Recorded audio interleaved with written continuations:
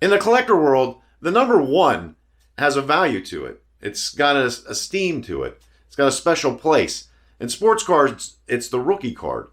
In magazines, it's the first edition. In books, it's the first printing. And this holds true as well as collector cars. Typically, in a limited edition collector car, the first one of that car is taken somewhere like Barrett-Jackson or to Mecum, and they offer it up for auction for a charity to raise money. Those cars typically are going to bring mid to high 6 figures.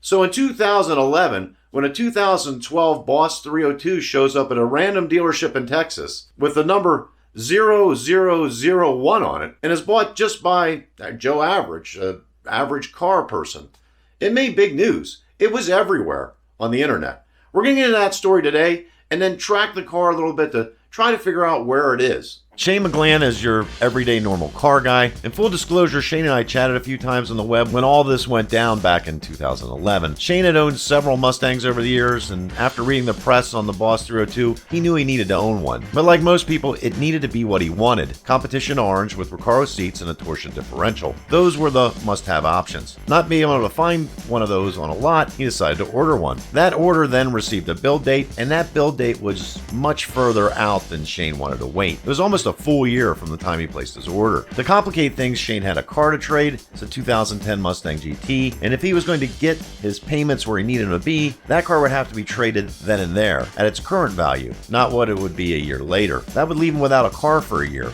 so he began searching around again just to see if the car he wanted was available anywhere. He makes a call to the salesperson from whom he had purchased the 2010 Mustang GT and asks if they have a Boss allotment. The guy says he's not sure and he'd have to get back to him. A month passes and Shane figures he's back to the waiting game. Then a call out of the blue from the dealer where a salesperson was at calls and asks Shane if he had bought a 2011 Mustang yet. He explains he was looking for a 2012 Boss 302, and the response on the other end was, "Oh, we have one of those on the showroom floor." So he immediately asks what color, and they respond with orange. He looks up the window sticker, and this car is exactly what he had on order with the other dealer. Great! He figures this is perfect, and he talks to the dealer a little bit more. They let him know they want $5,000 over MSRP. He explains that the one he has on order is at MSRP, and if they can meet that deal, he'll take the car now. They refuse, and once again, he's in the waiting game. 2 days later, the original salesperson calls back and says he can have it for $1,500 over MSRP, and while not thrilled, he figures $1,500 isn't crazy money as long as they were still close on the trade. He emails pictures of his trade, and the dealer hits him with numbers he's looking for, and off he goes to trade his GT for a Boss 302. When Shane gets to the dealer, he glances at the car and everything seems to be in order. He does some initial paperwork, hands over his down payment. He and the salesperson are waiting for the remainder of the paperwork to arrive when Shane says he wants to take another look at the car real quick. So the salesperson hands him the keys and they walk back out. Shane starts the car and does a little rev. Not too much, mind you, it is a new car. As they are walking back into the dealership, he turns back and asks to look at the engine. This is when he notices the engine tag and sees 0001.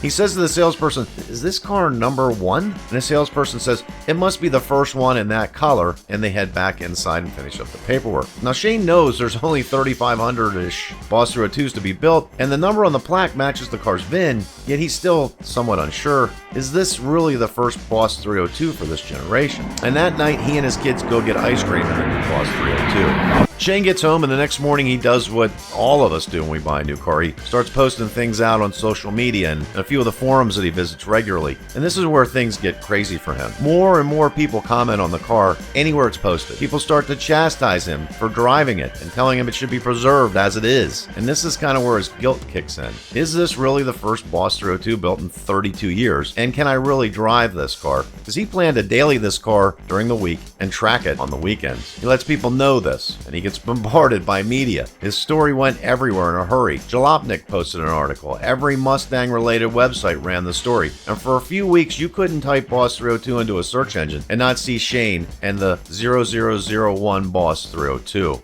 It's at this point that Shane started to joke that he would sell the car if someone would pay off his current car loan and buy him another Boss 302 just like it. And these are his own words, and I'm going to quote him here. "If I sell the car, I will miss it, and eventually I will be the guy that used to have something great, and I let it go. If I keep it, I will feel bad because the car is important, and someday will be a very valuable car. I didn't want a life decision. I wanted to buy a Boss 302. What I do know is that neither option has me owning a car that isn't driven. I almost wish the car had been some insignificant number. Then I could just drive it and have fun. Now don't feel too bad for Shane. He made out okay. He decides that, true to his words, if someone could pay off his note and he can find another less significant Boss 302, he would be happy. So he lists the car on eBay. The car gets all the way up to $72,000, but before the auction ends, a gentleman that heard about the car on the web and is a collector takes him up on his offer. He will pay north of $80,000 for the car, which should pay off Shane's note and give him enough left over to buy another Boss 302, just a less significant one. Shane made it through his 15 minutes of fame and some of the scolding from the collector community. I think he made out okay, and I remember him saying he was happy with how things worked out. The car changes hands. The new owner is Joe McMurray. If you're around the Shelby scene in Texas, you know this name. Carroll Shelby personally visited Joe's place in 2011, and that's, well, pretty awesome.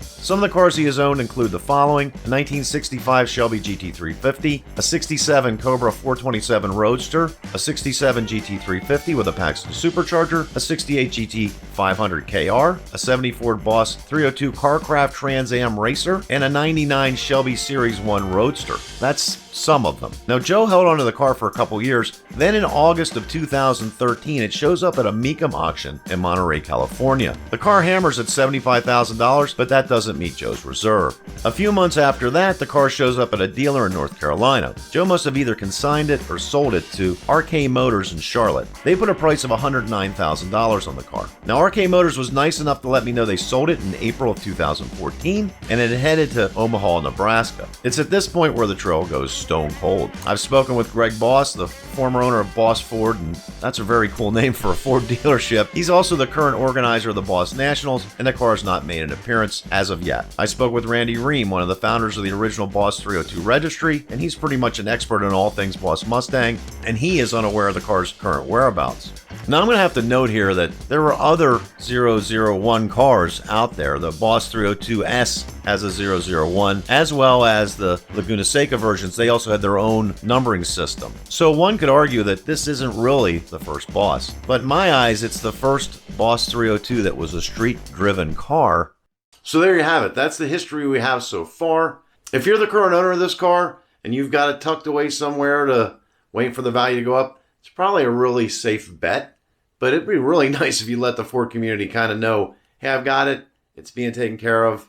There's no problems. If you'd like to find out more about the 2012-2013 Boss 302s, check out this video on my right here. That'll give you a complete history, a lot of specs, a lot of information in that one. I appreciate you watching this video. If you liked it, please give it a thumbs up. That helps other people see it. And please consider subscribing. That also be appreciated. Until next time, we'll see you.